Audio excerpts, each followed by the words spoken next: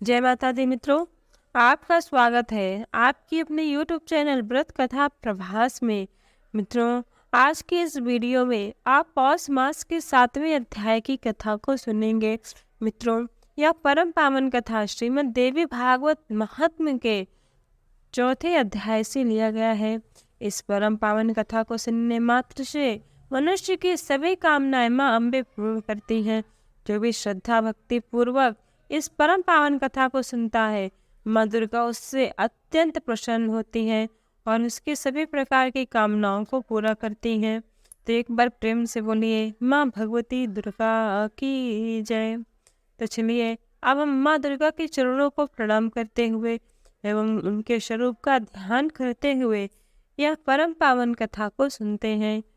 एक बार श्री सूत जी अपने शिष्यों से कहते हैं कि हमने जो पिछले अध्याय में आपको कथा सुनाई थी, यदि आपने वो नहीं सुनी तो डिस्क्रिप्शन बॉक्स में लिंक दिया गया है, अवश्य जाकर सुनिए।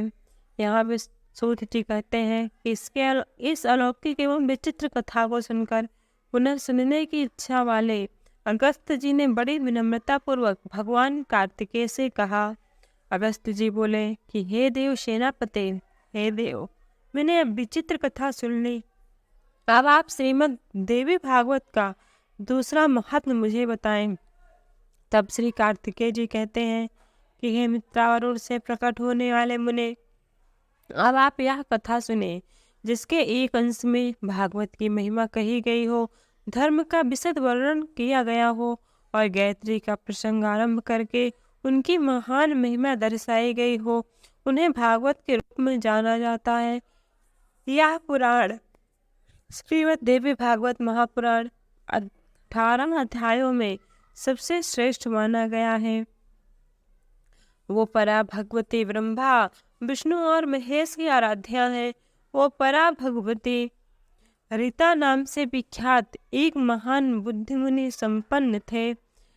रेवती नक्षत्र अंतिम भाग गणांत योग में उनके यहाँ समय अनुसार एक पुत्र के रूप में उत्पन्न हुआ। उन्होंने उस पुत्र का जात कर्म आदि क्रियाएं तथा चूड़ाकरण एवं उपनयन आदि संस्कार भी विधि पूर्वक किया।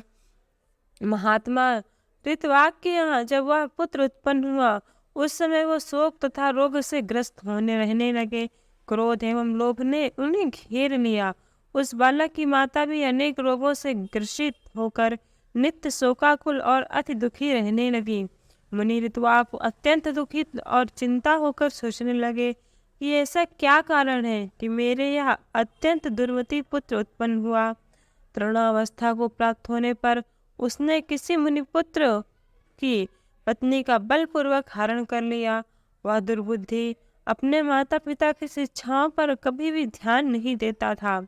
तदंतर अत्यंत दुखित मन वाले ऋतवाक ने कहा कि मनुष्यों के लिए पुत्रहीन रह जाना अच्छा है, किंतु कुपुत्र की प्राप्ति कभी भी ठीक नहीं है। कुपुत्र स्वर्ग में गए हुए पितरों को भी नरक में गिरा देता है। वह जब तक जीवित रहता है तब तक माता पिता को केवल कष्ट ही देता रहता है। अतएव माता पिता को कष्ट पहुंचाने वाले पापी कुपुत्र को जन्म लेने पर ही धिक्कार है। ऐसे पुत्र मित्रों को ना तो उपकार कर सकता है और न ही शत्रुओं का अपकार ही। संसार में वो ही मनुष्य धन है जिनके घर में परोपकार परायण तथा माता पिता को सुख देने वाला पुत्र हुआ करता है। कुपुत्र से कुल नष्ट हो जाता है, कुपुत्र से यश नष्ट हो जाता है और कुपुत्र से लौकिक तथा पारलौकिक दोनों जगत में दुख तथा नरकीय यातनाएं भोगनी पड़ती हैं। कुपुत्र से वंश नष्ट हो जाता है, दुष्ट पत्नी से जीवन नष्ट हो जाता है और विकृत भोजन से दिन व्यर्थ चला जाता है और दुरात्मा मित्र से सुख कहाँ मिलता है। तब कार्तिकेय जी बोले कि हे अगस्त्य जी, अपने दुष्ट पुत्र के दुराचरणों से निरंतर संतप्त एवं दुखी रहते हुए मुनि ऋतवाक ने किसी दिन गर्ग ऋषि के पास जाकर पूछा। श्री सूत जी कहते श्री ऋतवाक मुनि गर्ग ऋषि से कहते हैं कि हे भगवान, ज्योतिष शास्त्र के आचार्य, मैं आपसे अपने पुत्र की दुशीलता का कारण पूछना चाहता हूँ। हे प्रभु, आप उसे बताएं। गुरु की निरंतर सेवा करते हुए मैंने विधि पूर्वक वेदाध्ययन किया और ब्रह्मचर्य व्रत पूर्ण करके विधि विधान के साथ विवाह किया। अपनी भार्या के साथ मैंने गृहस्थ धर्म का सदैव यथोचित पालन किया और विधि पूर्वक पंचयज्ञ का अनुष्ठान किया। हे विप्र, नरक प्राप्ति के भय से बचने के लिए पुत्र प्राप्त करने की कामना से मैंने विधिवत गर्भाधान किया था, न कि वसानात्मक सुख प्राप्ति की इच्छा से। हे मुने, दुखदायी माता पिता के प्रति दंड तथा बंधु बांधवों को पीड़ा पहुंचाने वाला यह पुत्र मेरे दोष से अथवा अपनी माता के दोष से कैसे उत्पन्न हुआ? तब ज्योतिषाचार्य महान ज्ञाता महर्षि गर्गाचार्य ने मुनि ऋतुवाक का यह वचन सुनकर सभी कारणों पर सम्यक रूप से विचार करके कहा। हे गर्गाचार्य जी बोले कि हे मुने, इसमें न तो आपका दोष है और न बालक की माता का दोष है। ये रेवती नक्षत्र का अंतिम भाग विकटांत योग ही इस बालक की दुर्नीतिता का कारण है। हे मुने, अशुभ वेला में आपके पुत्र का जन्म हुआ है, इस कारण यह आपको दुख दे रहा है।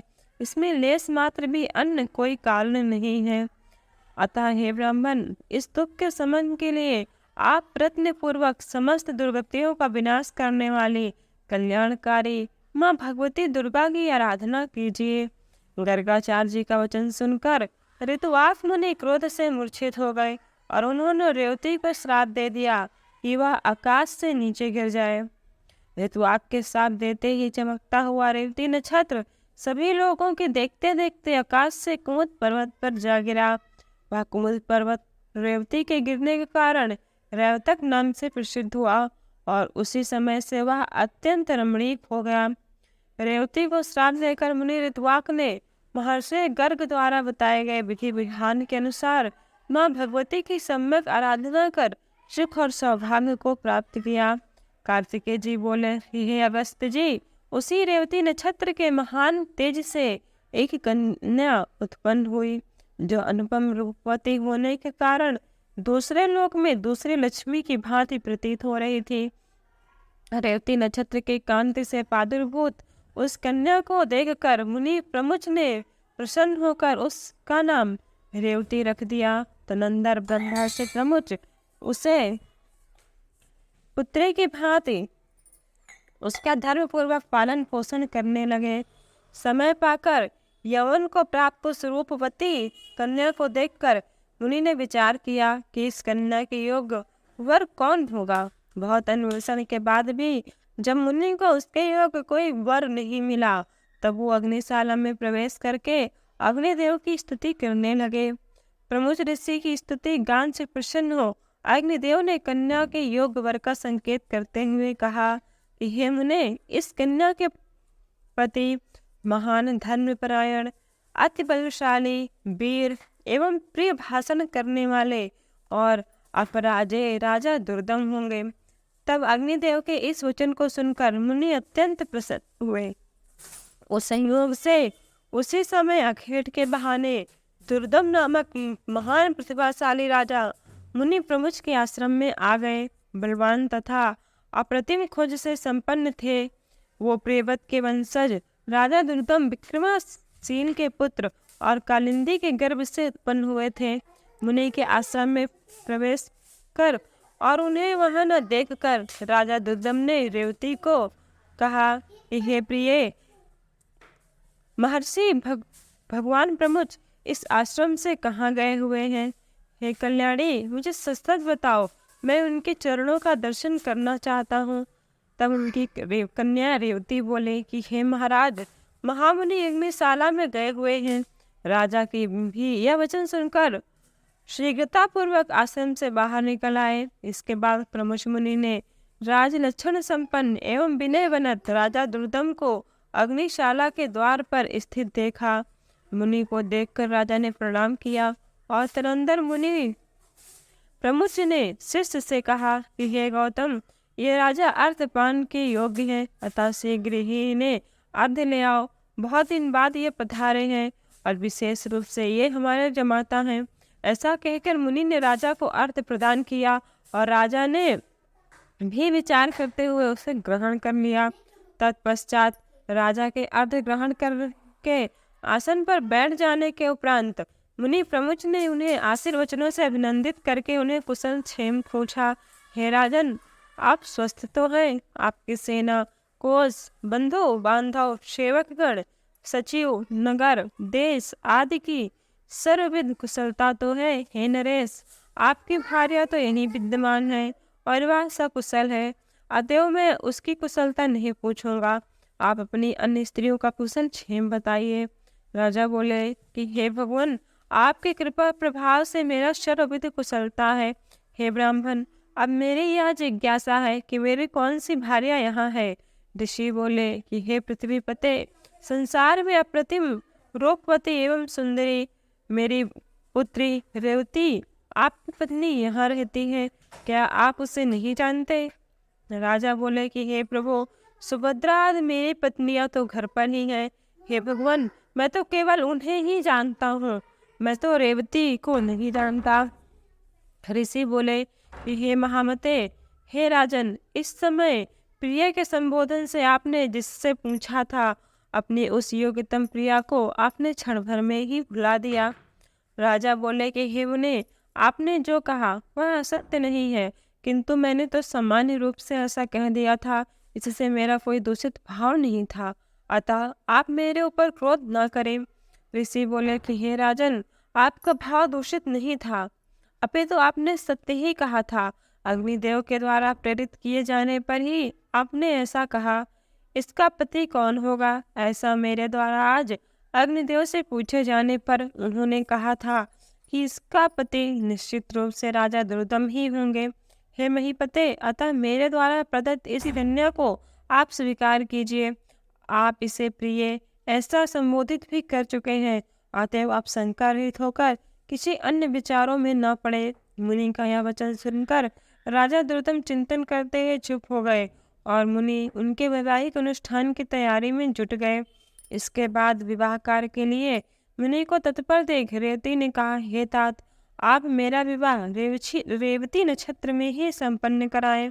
ऋषि बोले कि वत्से, विवाह योग्य अन्य बहुत से नक्षत्र हैं, रेवती विवाह कैसे होगा, क्योंकि रेवती तो आकाश में स्थित ही नहीं। कन्या बोली कि रेवती नक्षत्र के अतिरिक्त अन्य कोई भी नक्षत्र में मैं विवाह नहीं करूँगी, अतः आपसे मेरी बस यही प्रार्थना है कि आप मेरा विवाह रेवती नक्षत्र में ही करें। ऋषि बोले कि पूर्व काल में मुनि ऋत्वाक ने रेवती नक्षत्र को पृथ्वी पर गिरा दिया था। इस प्रकार अन्य नक्षत्र में यदि तुम्हारी श्रद्धा नहीं है तब तुम्हारा विवाह कैसे होगा। कन्या बोली, तात, क्या केवल एक ऋत्वाक ने ही तपस्या की है? क्या आपने मन वचन कर्म से ऐसी तप साधना नहीं की है? हे पिताजी, मैं आपके तपोबल को जानती हूँ, आप जगत की सृष्टि करने में समर्थ हैं, अतः आप अपने तप के प्रभाव से रेवती को पुनः आकाश में स्थापित करके उसी नक्षत्र में मेरा विवाह करें। तब ऋषि बोले कि तुम्हारा कल्याण हो, तुम जैसा कह रही हो वैसा ही होगा। तुम्हारे हितार्थ मैं आज ही रेवती नक्षत्र को सोम मार्ग नक्षत्र मंडल में स्थापित करूंगा। कार्तिकेय जी बोले कि हे अगस्त जी, ऐसा कहकर मुनि ने अपने तपोबल से शीघ्र ही पूर्व के भांति रेवती नक्षत्र को फिर से नक्षत्र मंडल में स्थापित कर दिया। तदनंतर मुनि प्रमुचन रवता नक्षत्रम वैवाहिक विधि के अनुसार महात्मा राजा दुर्मत को रेवती कन्या सौंप दी। इस प्रकार कन्या का विवाह कर देने के उपरांत मुनि ने राजा से कहा कि हे वीर, तुम्हारी क्या अभिलाषा है, मुझे बताओ, मैं उसे अवश्य पूरी करूंगा। राजा बोले कि हे मुने, मैं स्वयंभू मन के मन से उत्पन्न हुआ हूँ, अतः मैं यही कामना करता हूँ कि आपकी कृपा से मुझे मनवंतर आधिपति पुत्र की प्राप्ति हो। मुनि बोले, यदि आपकी यह अभिलाषा है तो आप देवी भगवती की आराधना कीजिए। ऐसा करने पर आपका पुत्र मनु अवश्य ही मनवंतर अधिपति होगा। श्रीमद् देवी भागवत, जो पंचम पुराण के रूप में विख्यात है, उसका 5 बार श्रवण करने के उपरांत आपको मनवांछित पुत्र होगा। रेवती के गर्भ से उत्पन्न रैवत नाम वाला 5वां मनु वेद वेत्ता, शास्त्रों के तत्वों को जानने वाला, धर्मपरायण तथा अपराजय होगा। मुनि प्रमुख के इस प्रकार कहने पर प्रसन्न होकर प्रतिभा संपन्न राजा दुर्दम ने मुनि को प्रणाम किया और वो भार्या रेवती के साथ अपने नगर को चले गए। महामती राजा दुर्दम ने अपने पितामह से पुत्र तथा प्राप्त राज्य पर शासन किया और वहां से उन्होंने धर्मात्मा और उस पुत्रों की भांति अपनी प्रजाओं का पालन किया। एक बार उनके यहाँ महात्मा लोमस मुनि पधारे। राजा दुर्दम ने उन्हें प्रणाम किया और उनकी विधिवत पूजन करके दोनों हाथ जोड़कर कहा। राजा बोले, हे भगवान, हे मुने, यदि आप कृपा करें तो मैं पुत्र प्राप्ति की कामना से आपसे श्रीमद् देवी भागवत नामक पुराण सुनना चाहता हूँ। राजा का यह वचन सुनकर लोमस मुनि अत्यंत प्रसन्न हुए और उन्होंने कहा कि हे राजन, आप धन्य हैं, क्योंकि तीनों लोकों की जननी देवी भगवती में आपकी ऐसी भक्ति हो गई है। देव दानव तथा मानव की आराध्या परा भगवती जगदम्बा में यदि आपकी भक्ति उत्पन्न हुई है तो आपकी कार्य सिद्धि अवश्य ही होगी। अतएव हे राजन, मैं आपको श्रीमद् देवी भागवत कथा सुनाऊंगा, जिसके सुनने मात्र से कुछ भी नहीं शेष रह जाता। हे ब्राह्मण, ऐसा कहकर मुनि ने किसी शुभ दिन में कथा का आरंभ किया। अपनी पत्नी के साथ राजा ने 5 बार श्रीमद् देवी भागवत महापुराण का विधिवत श्रवण किया। कथा जिस दिन समाप्त हुई उस दिन राजा ने अत्यंत प्रसन्नता पूर्वक श्रीमद् देवी भागवत महापुराण तथा लोमस मुनि की पूजा की।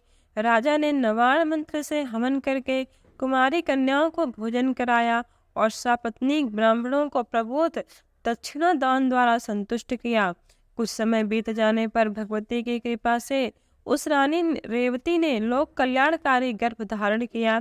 इसके बाद जब समस्त ग्रह नक्षत्र अपने अपने अनुकूल स्थानों पर थे और सभी मांगलिक कार्य कृत संपन्न हो गए थे, ऐसे शुभ समय में रेवती ने पुत्र को जन्म दिया। पुत्र के जन्म का समाचार सुनकर राजा दुर्दम अत्यंत प्रसन्न हुए और उन्होंने स्नान करके स्वर्ण कलश के जल से पुत्र का जात कर्म आदि संस्कार संपन्न किया। तदनंतर राजा ने विधि पूर्वक दान देकर ब्राह्मणों को संतुष्ट किया। समय पर पुत्र का उपनयन संस्कार करके राजा ने अपने पुत्र को अंगों सहित वेदों का अध्ययन कराया। इस प्रकार राजा का वह रैवत नामक तेजस्वी पुत्र समग्र विद्याओं का निधान, विद्यापरायण, धर्मपरायण, अस्त्र विशारदों में श्रेष्ठ, धर्म का वक्ता तथा धर्म का पालन करता हो गया। इस प्रकार इसके बाद ब्रह्मा जी ने रैवत को मनु के पद पर नियुक्त किया और वो श्रीमान मनमंत्र अधिपति के रूप में धर्मपूर्वक शासन किया और पृथ्वी पर सुखपूर्वक रहने लगे। इस प्रकार मैंने देवी भगवती के इस प्रभाव का संक्षिप्त रूप से वर्णन किया है। इस श्रीमद् देवी भागवत पुराण के महात्म को विस्तार पूर्वक करने में कौन समर्थ है। इसे कोई भी समस्त स्वयं शेष तथा नारद भी विस्तार पूर्वक नहीं कह सकते। हे सूत जी, श्री सूत जी बोले कि हे ब्राह्मणों, इस प्रकार श्रीमद् देवी भागवत महात्म्य तथा उसकी विधि सुनकर और कुमार कार्तिकेय की पूजा कर कर अगस्त ऋषि अपने आश्रम में चले गए। हे विप्रो, मैंने आप लोगों के समक्ष श्रीमद् देवी भागवत का यह महात्म्य कह दिया। जो भी मनुष्य श्रद्धा भक्ति पूर्वक इसे श्रवण करता है तद या इसको पाठ करता है, वह इस लोक में संपूर्ण भोगों को सुख भोग कर और अंत में मोक्ष को प्राप्त करता है। तो एक बार प्रेम से बोलिए, मां भगवती की जय, श्रीमद् देवी भागवत महापुराण की जय। मित्रों, यदि यह वीडियो आपको मेरा अच्छा लगा हो तो वीडियो को लाइक करें और अभी तक आपने मेरे चैनल को सब्सक्राइब नहीं किया तो सब्सक्राइब करें।